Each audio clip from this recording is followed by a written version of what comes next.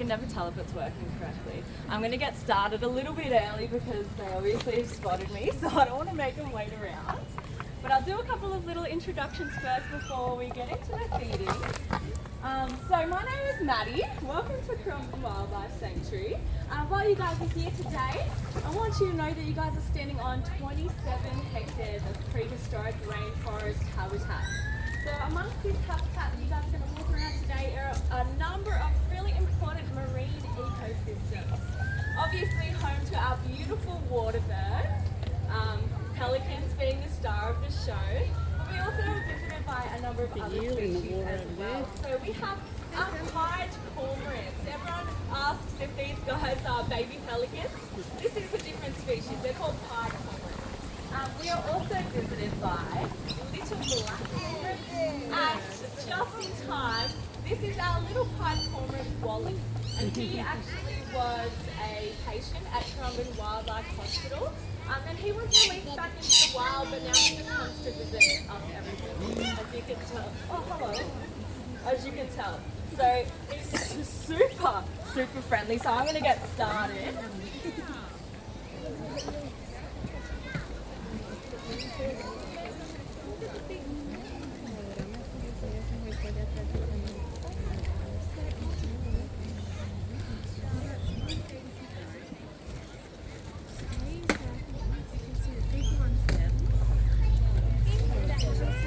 Pardon?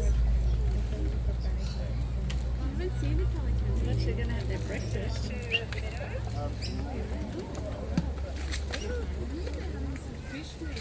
Okay, so I had to start over there with one very special pelican. We only have one resident living here on the lake, and her name is Lime. Now, she got this name because she was actually found entangled in fishing line in the 1970s, in fact, and she was actually brought to our care here at the hospital, and then she was eventually released after her rehabilitation process. But unfortunately, she got this name because she was entangled in fishing line, and she had to get her right wing amputated. So if you see her, she's got a little leg band. She might be giving her a bit of a feed. That might be her right there. You'll see on her, one of her legs, she's got a little leg band. That's how you can identify a line. But also, when she opens up her wings like this, you'll see that part of her wing had to be amputated, unfortunately, due to entanglement. Now we do see a lot of other pelicans come through here every day. These are all wild pelicans. And then obviously Wally. Now I'll tell you a little bit about Wally first, because obviously he's just given me a very nice text this morning. Wally, like I said, he was also a patient at Currumbin Wildlife Hospital. Good morning. He was actually found just outside the hospital with his nestmate when he was just a little juvenile bird. He was found extremely emaciated and abandoned, so he was brought in for treatment, rehabilitated through our hospital, and then released here, and then he still comes to visit. Sometimes we do see a partner that comes with him, so sometimes that might be the partner that we're not identifying correctly, we don't know, but I'm pretty sure with the confidence that he had coming up on my shoulder, that's definitely Wally. Now obviously the stars of the show are our Australian pelicans. They've got quite an attitude, and they definitely want me to talk about them. So across the world we have 7 different species of pelicans. Now our Australian pelicans aren't the largest of those 7, but they do actually have the longest beak of any bird in the world. It can actually go up to over 50 centimetres. And they are designed to eat fish, which means they have a very special bill with a very sharp hook at the end, specifically designed for catching fish. We like to call it the inbuilt fishing gear. The inbuilt fishing gear because you see they're very famous for that big beautiful bill. They can use that like a net, and they will swim right into the water and pick up any kind of little fish that they've got there, or even a big school. And then what they'll actually do is press their bill against their chest like that once it's a nice big balloon. And that filters out all the water out of their bill, so they're not ingesting too much seawater. And if you guys have a really nice look at the end of their bills, they have this incredibly sharp beak. Now, I'll tell you how sharp it is. I've had to get a couple of my tattoos done over because they actually take the ink out with their scratches. They're incredibly sharp, and that's because they need to grip slimy fish. Like, this is super slimy for me to handle, but this right here is literally a fishing hook that's built in. Oh, didn't want to catch that one.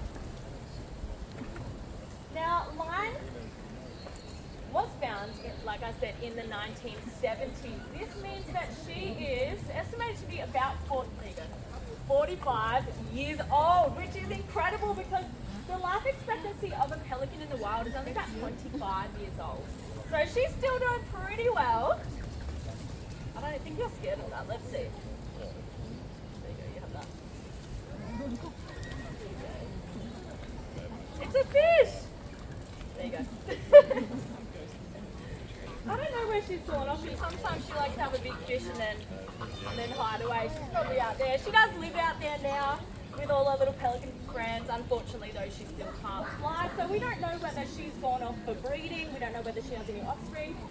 Because pelicans actually migrate quite a distance for breeding. So this little breakfast that we give them, there we go, nice little slide in. This little brekkie that we give them is quite a small amount of their daily intake that they'll have. They've got incredibly fast metabolisms because they burn so much energy in flight. These guys can actually fly for hundreds of kilometers at a time.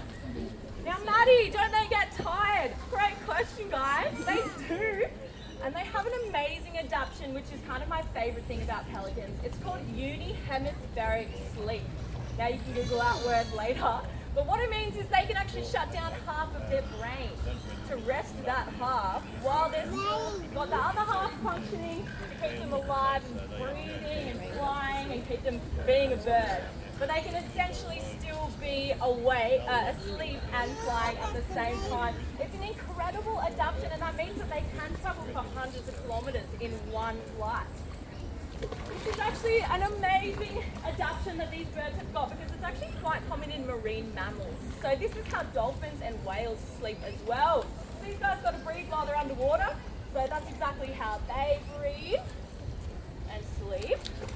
Okay. Now, we don't have too many big male pelicans here this morning, but if we do see our biggest Aussie pelicans, you can expect their wingspan to be about 2.5 meters wide. So you can see sometimes when they do come in for that landing, they will catch themselves like this. It looks really, really cool. So I was expecting Lime to maybe make another appearance, but she hasn't. But I'm going to talk about her anyway. She is a beautiful bird. She serves as an amazing ambassador for our wildlife hospital system. Now, does anyone want to guess how many animals we see every single year through our hospital? Hands up, hands up. Anyone, go. 2,000? It's a little bit higher than 2,000. 10,000? Up higher.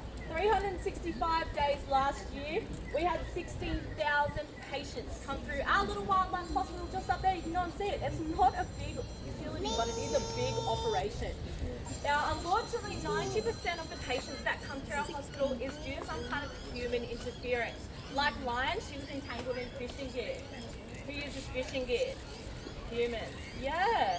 So, 90% of that number is about 14,500 animals every year that don't have to come through our hospital if they have some kind of human interaction or some kind of interference. That would lead them to come through anyway. So there's so many things that we can do every single day to reduce that number. The biggest thing I would say for you guys while we're here on the Gold Coast, fishing is a good little pastime. Luckily for us, our councils have installed a maroon-coloured little fishing and marine debris tackle bin. Now we usually have one sitting up there so I can show you what it looks like. It's disappeared. But it's like a nice maroon colour. You have them at really popular fishing spots or beaches. And it's not just for your own tackle or your own like little leftover hooks or anything. It's for anything that you find at the beach. We have an amazing coastline of beautiful Australian beaches, but we still find rubbish. Even here at a wildlife sanctuary, I find rubbish that's washed ashore here. You can take other people's, that's so fine. If you want to chuck other people's rubbish in the bin, go for it. You're going to help out our animals in such an important way. There she go. There she is. Babe, I've already given out a lot of your fish. Let's see if she likes these little ones. Yeah, big attitude, right? Here you go. Can you imagine she's 45 years old? She's such an incredible little bird. Now these guys aren't the only animals I'm going to introduce to you this morning. I don't know if you can see any wrigglers behind me. Can you see that? Yeah, ew. These guys are a really cool species though, so I will talk a little bit about them. So typically along our coastlines and waterways here, you will find a species of eel called short-finned eel.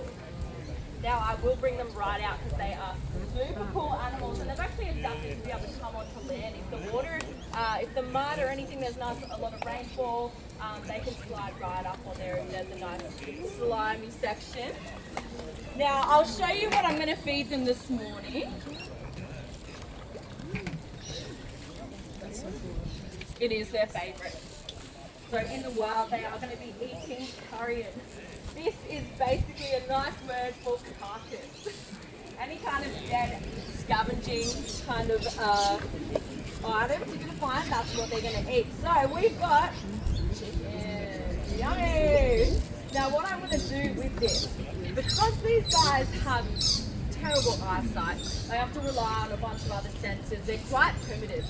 And so they've got really, really great, strong sense of smell. And also they use vibrations to sense prey.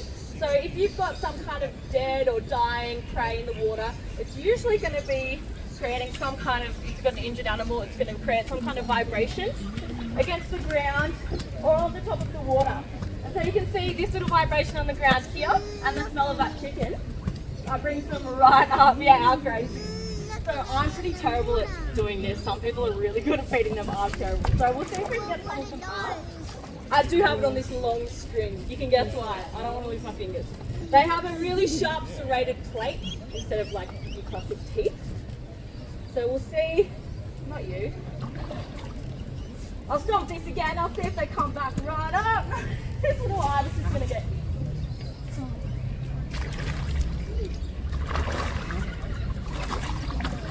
You can see they're just going everywhere for it. And their eyesight sucks. But I understand it is. It's really great. Sometimes. Look how strong they are.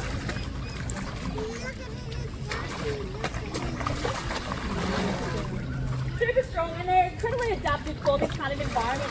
These guys can survive in a little muddy puddle for a couple of days if they have to. I've seen it rolling right around.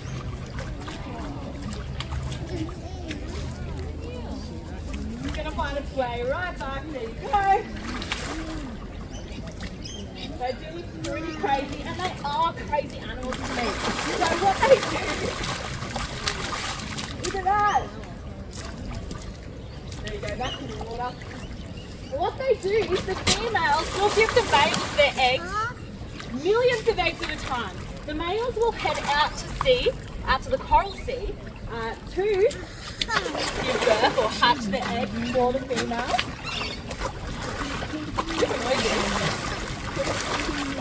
Yeah, so the girls will say, I don't want to do the rest of the work, I'm going to give you the eggs, you can go out and deal with them. So they'll go out to the coral sea, they'll lay the eggs, and the distance actually takes so much out of them, that journey, that they actually die. So that's their last kind of task as a male, is to go and make sure those eggs make it out to sea, and then they just go, that was enough for me, I'm going to pass away. I've got more for them, so they're going to keep going. And it actually takes about 30 to 40 years for these animals to fully mature. So that's when they become an adult, after 2 years. These ibises love it as well. And we've got it off! I've got some more, we'll see in bed.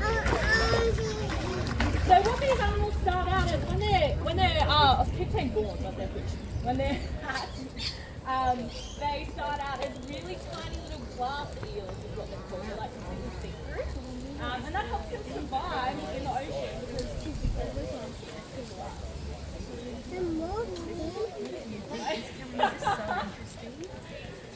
super hard to get on. I think they're just going to take it right off now and see. I'll stop my feet again. They come up and I've had a bit much. Make it easy for us. I've got so much this morning. And look at him, isn't it crazy? Yeah, like a crocodile. Yeah. They are some fish. So not a reptile, they are a fish, but yeah, they don't live their throat, like you were just saying. And yeah, like I was saying, you saw them come right up. They can survive in a puddle for a couple of days if they need to. Like, they've got really great adaptation systems to the water. It's not really a hunt anymore, is it?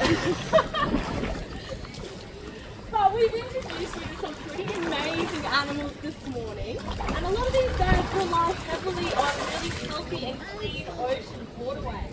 So like I was telling you guys before, there's so many things that we can do to make sure that these guys have a really nice, beautiful environment. The biggest thing I think you guys have already done today is stepping through the doors of Currumbin Wildlife Sanctuary. We are a not-for-profit organisation, so that means every single dollar that you spend here today goes directly back to our efforts of conservation. That goes directly back to our efforts of conservation and every single dollar that you spend here today as well.